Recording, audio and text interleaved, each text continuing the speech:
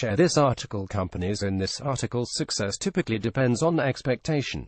How well you think you'll do and how you end up doing dictates our reaction. That's why Resident Evil 7 can sell 4 million copies and be described as disappointing, whereas a strategy game can shift 250,000 units and be called an unmitigated success. In that regard, Nintendo Switch is an unquestionable triumph. Nintendo had set itself a target of 2 million consoles sold by the end of its first month and ended up selling 2.74 million, having to fly in stock to try and meet demand at great additional cost. The firm raised its full-year projections to 10 million and then, 3 months later, raised projections again to 14 million for its financial year. By the end of March, Nintendo expects to have shipped 16.74 million Switch consoles worldwide. The market expectation is that the Switch will effectively replace Wii U and its 3DS sister machine, so it has utterly smashed its own expectations, but, just as significantly, it outshone everyone else's estimations, too. IHS expected Switch to sell 4.4 million units by the end of 2017. It did that by the end of July. Superdata was slightly more optimistic with a 5 million prediction. It passed that shortly afterwards.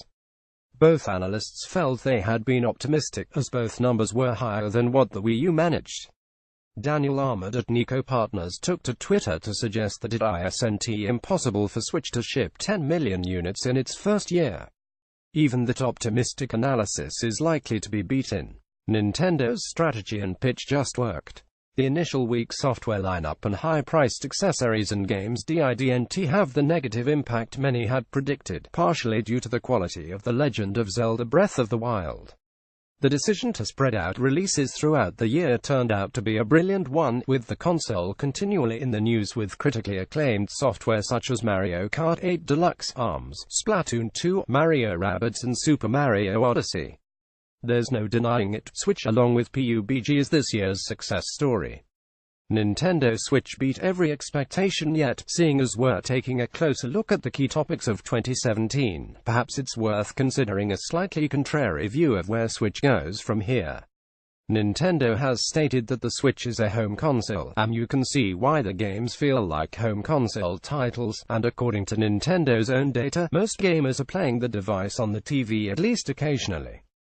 In fact, the data did show that 30% of the audience primarily play in handheld mode, but it's not clear exactly where they're playing because if they are anything like me, they're probably playing from the comfort of the sofa.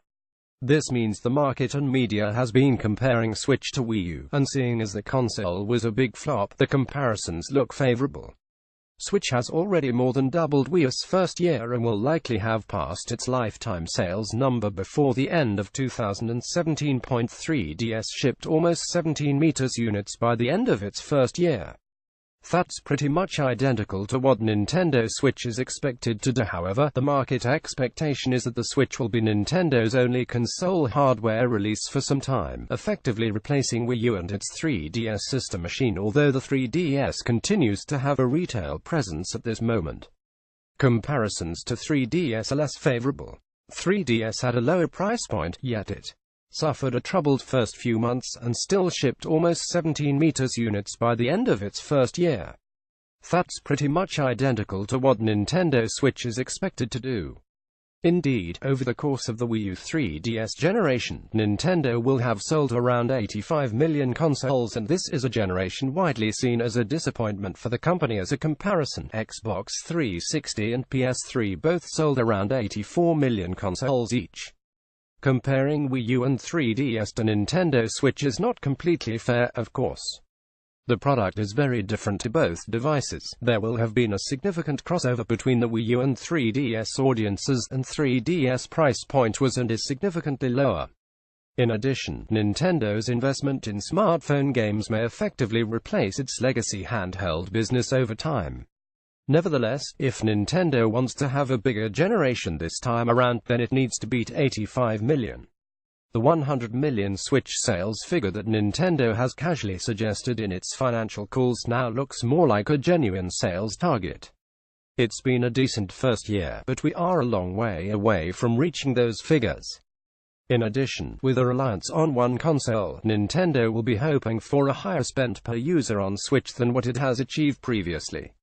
This is going to require a stronger slate of software and digital add-ons that extends beyond its first few years, not just from Nintendo, but third parties too.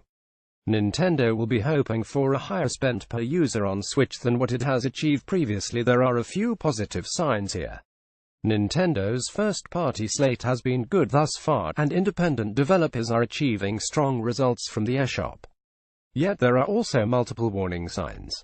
IHS estimates that around 20% of Switch software sales are digital, which is far below PS4 and Xbox One.